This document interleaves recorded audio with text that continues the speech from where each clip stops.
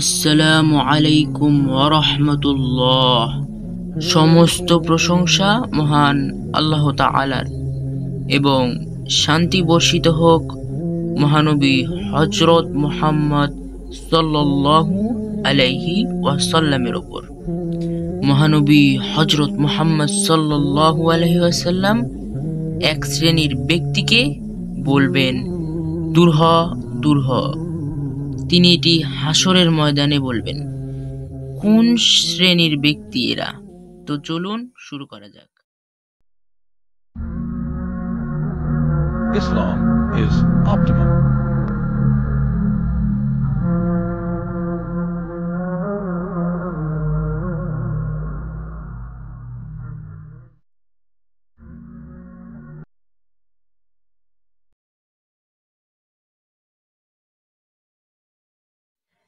হযরত সুহাইল ইবনে সাদ রাদিয়াল্লাহু তাআলা আনহু থেকে বর্ণিত, তিনি বলেন, রাসূলুল্লাহ সাল্লাল্লাহু আলাইহি ওয়াসাল্লাম বলেছেন, আমি তোমাদের আগেই হাউজে কাউসারে গিয়ে উপস্থিত হব।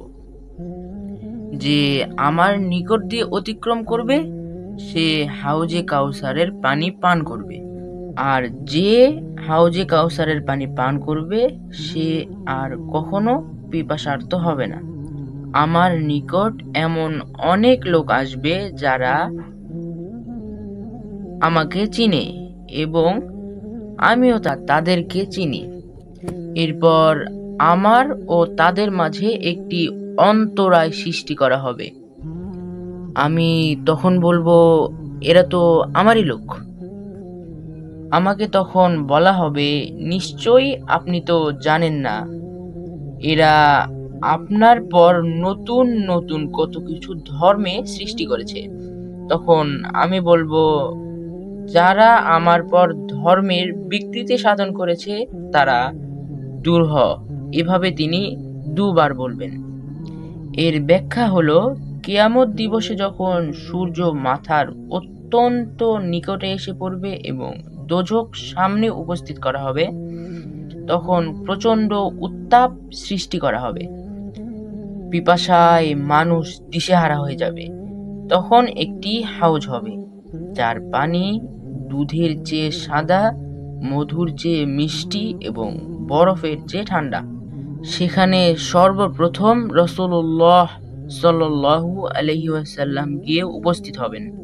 পিপাসার্ত যে ব্যক্তি এই দিক দিয়ে অতিক্রম করবে সে রাসূলুল্লাহ সাল্লাল্লাহু আলাইহি ওয়াসাল্লামের হাতে এ পানি পান করবেন।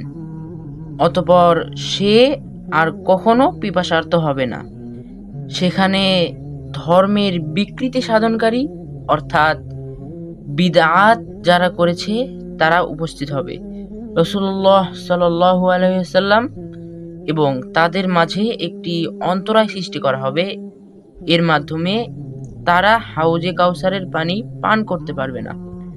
যেহেতু তারা ওযু করেছে, নামাজ পড়েছে, রোজা করেছে, হজ আদায় করেছে এবং অন্যান্য সকল ফরজ কাজ করেছে, এই কারণেই তাদের অঙ্গসমূহ উজ্জ্বল করবে। এবং রাসূলুল্লাহ সাল্লাল্লাহু আলাইহি সাল্লাম তাদেরকে নিজের উম্মত ভেবে তাদেরকে পানি পান করাইতে চাইলে তারা ও রাসূলুল্লাহ সাল্লাল্লাহু আলাইহি সাল্লামের মাঝে একটি অন্তরায় সৃষ্টি হয়ে যাবে। ফলে তারা আর পানি পান করতে পারবেন না। ফেরেশতারা তাদেরকে সেখান থেকে তাড়িয়ে দিতে চাইবে। তাদেরকে হাউজে কাউসারের আশেপাশে আসতে দিবে না।